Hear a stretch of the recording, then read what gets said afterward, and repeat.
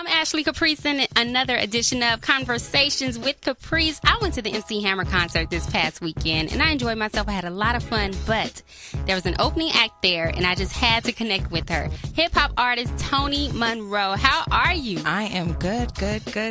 How was it performing on the stage right before MC Hammer? You know, it was fun. It was my first time ever rocking Club Nokia. I was excited to rock Hammer, so it was good. It was good. I was like, MC Hammer, he still does shows? But right. It was good. It was good. Yeah, he has so much energy. But you've opened up for MC Hammer. You also opened up for Bone Thugs and Harmony, Mobb Deep, Lil' Kim. What was your best crowd? You know, Kim, I got a lot of love. E40. I mean, every show I do, I've been fortunate that the crowd really, is receptive. Yeah, it's very receptive to me. So far, I haven't really had an off crowd. I think I basically look at, who I'm opening up for and kind of cater my set around what kind of crowd will be drawn in at the time. Yeah, because you have dope flows, dope energy. Thank you. And I was like, oh, she is doing it. She is doing it. And you were alone on stage. I mean, you had a few background singers that came on eventually. Yeah. But you just took the stage yourself. And most hip-hop artists need like a whole entourage, and you just did it. Where does that come from?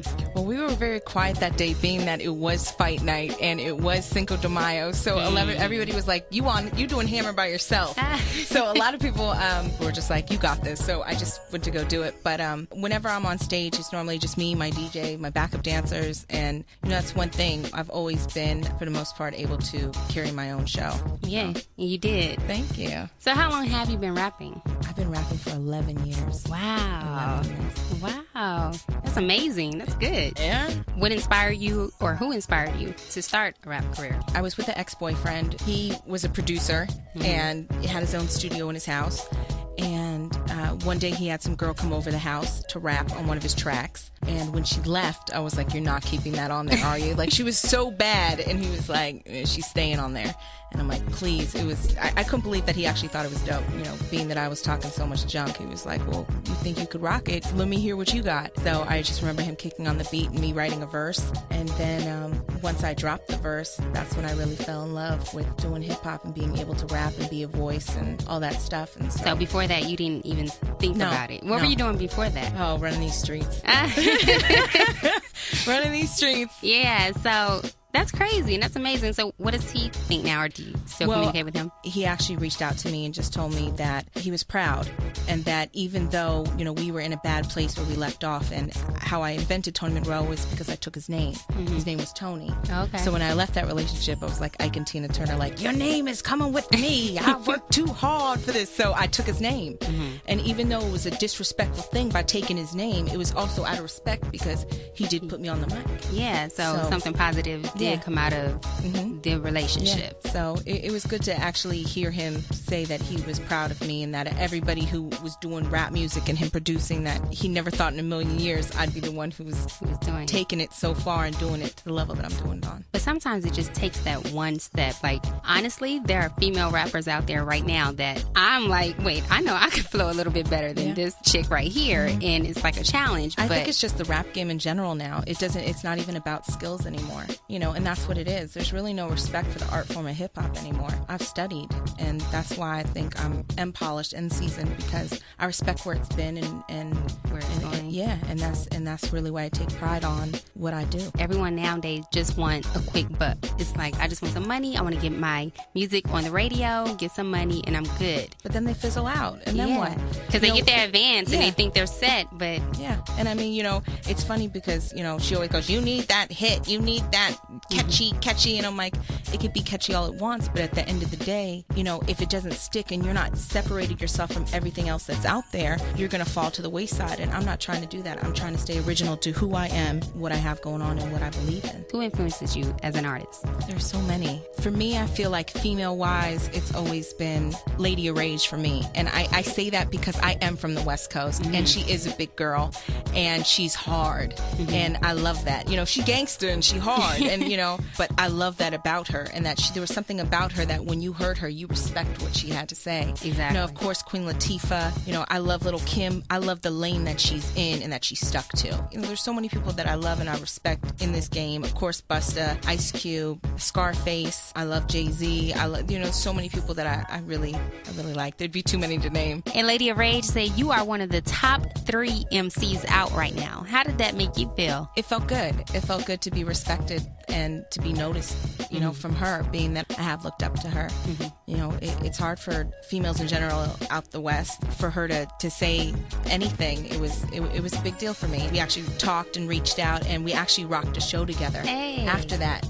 So it was really cool. She came out and she did a set with me, and we were able to rock on the same stage. So for me, it was like life-changing. Like, damn, like, I can't believe, you know, because like I said, she's someone I've always looked up to be able to hook up with her was just dope. Amazing. Yeah, amazing. So you also said that she is a big girl, and I know in one of your songs you said the song "I'ma Be Okay." You said, "I do what I want. You only wish you could," because I understand that you're like not trying to fit any stereotypes, and I appreciate that. You know, as a woman, that you're just being yourself. Yeah. Do you feel there is pressure in the music industry? I mean, of course, I feel like there's pressures in every day, even when you turn on the TV. Unfortunately, it's just the world we live in. Yes, I'm a big girl. Yes, I'm comfortable in my skin. Would I like to lose weight? Wouldn't we all? You know, women, we always struggle with our weight issues. So I feel that me being a big girl, I'm looking at you and you're itty bitty. But to you, you're probably like, damn, I got this on me. I probably got to lose that. And everybody has their own self issues and images that they see of themselves. So, you know, for me, you know, I'm comfortable with who I am. And if I happen to get bigger, God forbid, or, you know, smaller, that's just what it's going to be. But as long as you love yourself, then it's all good. It's just confidence. And I think there's nothing more sexier than someone who's comfortable in their own skin. Exactly. So, again, when you came out on stage, I'm like, oh, she is with it. She's bringing it, and she is confident, and I loved it. Thank you. You really rocked it. What are some challenges, though, being a female hip-hop artist? I think just being a female in hip-hop is hard enough. You know, there's so many voices in hip-hop, especially with women, that are lacking. I feel that for me to be able to do what I'm doing and have a message, it's like, okay, 1, she's a female, X. 2, she's white, X. 3, she's got a message, You know, it's just like, it's that's double, the sad part. You know, and that's the sad part. It's double. It's like double whammy, you know. Yeah. But it is hard. It's a struggle, but it's worth it. I couldn't imagine doing anything else. You mentioned Queen Latifah as one of your influences, and immediately I did think about her when I saw you, because you were not selling sex or anything. You were just being like the queen that you are.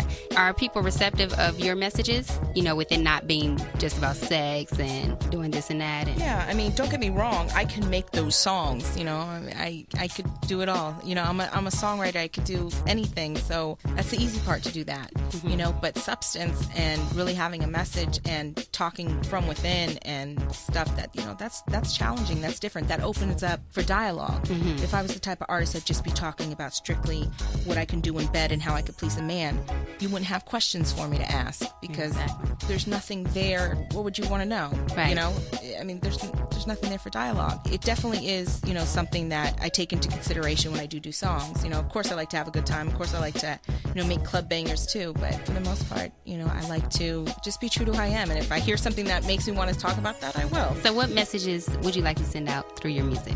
I think for women, it's just about being comfortable with who they are, not just weight, but just where we are as women.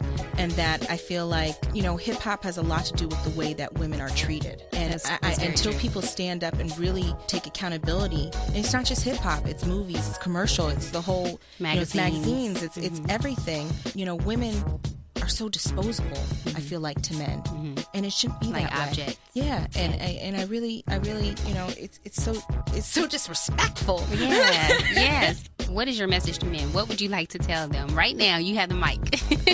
To some of the rappers out there. It's not about a message to these rappers, because, you know, it's how they look at women, and I can't change that. True. It's, you know, to me, it's not about what a man could do to a woman. It's about what a woman will stand for and what will take from a man. So if a man's going to put it out there how he wants a woman like this or treats her like that, then that's ultimately up to the woman if she's going to stay there for whatever it is, or how she's going to be talked to or, you know, put out there. But, you know, for me, it's not about how many women you have. It's about how you make one woman feel, and knowing her and loving her and being there. That's more of a challenge than getting 3 girls in the bedroom. So who is your favorite male hip-hop artist then? Who is anyone making you feel that way? Like, oh man, he's really... No. I'm blushing for the right one, but no, I don't know of anybody offhand. Oh no. I actually kind of like Wale. He's cool. He's cool. He's cool. We'll keep it there. Yeah, he's cool. Yeah, he's cool. He's cool. He's cool. Next question. Anyone that you would like to work with? Busta. Oh, you mentioned him twice. I know. He's your dude. Yeah, he's one of my favorites. What is it about Busta? I love his flow. I love his story. I love his message. He is hip-hop to me, you know? And I love how he constantly is able to keep up with the youngsters and is able to still be able to do his thing and still be respected and not have to sell out and still be true to who he is. And, you know, a lot of rappers that have been around, you know, they try to make themselves relevant. And I get it, but sometimes they end up selling out or not being the same people we fell in love with at first. Yeah. You know, like Too Short, E40, they always stay true to, you know, they always stay true to what like they hate do. it or love it. Yeah. And they're in their own lane and we love them for that. So, you know, I love Bus. What can I say? That's the best. Yeah. Well, I hope you get to work with him. Yeah, me too.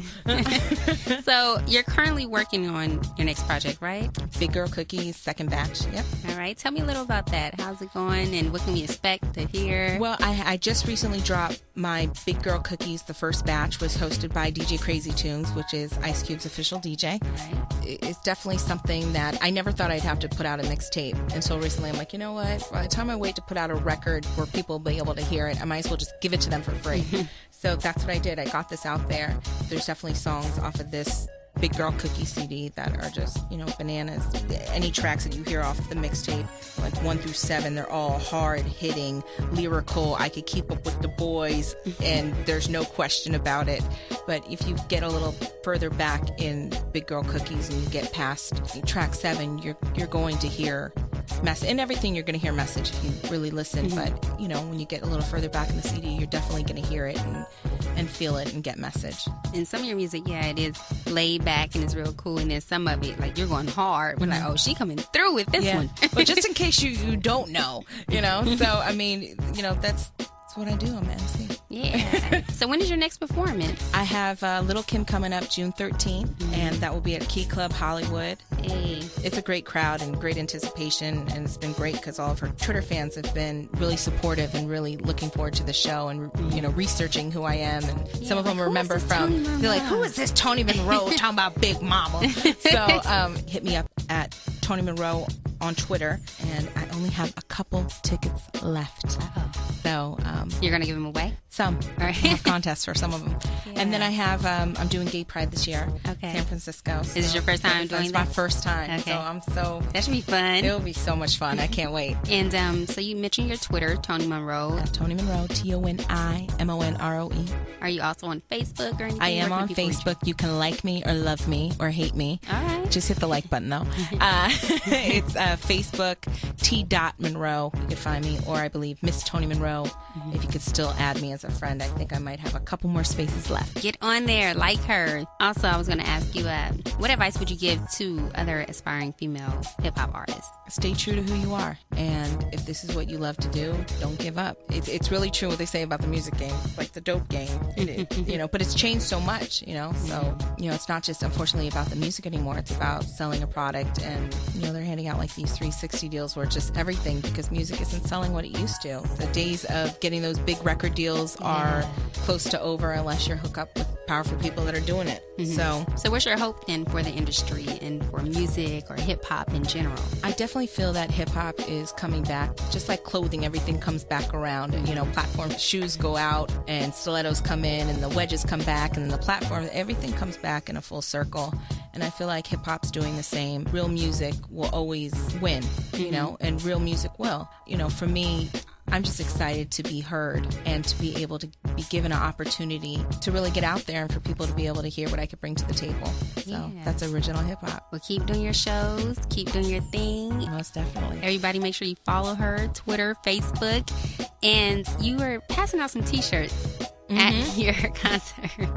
Where can people get those t-shirts and what did they say? They say, I love me a big We actually went to print on them. You can hit me up on my Twitter and my website will be up and we'll be selling them in the next couple weeks. I need to get me one. And we also got Tough Cookie that are coming out. So I like that one. One Tough Cookie. My cookies. We have a whole, little line I'm trying to put together. So hopefully. Wait, do you really have a cookie line though? Yeah, we really do cookies. We really hand out. If you come to that Kim show, which I hope you come, you're like, girl, I'll be there. For sure. Yeah, we hand out cookies at the end of all of our shows. We I didn't do missed hammer. them. I was about to say. We didn't give them hammer, but we normally pack out cookies and we hand them out. All right, girl. I love me some chocolate chip cookies. They are.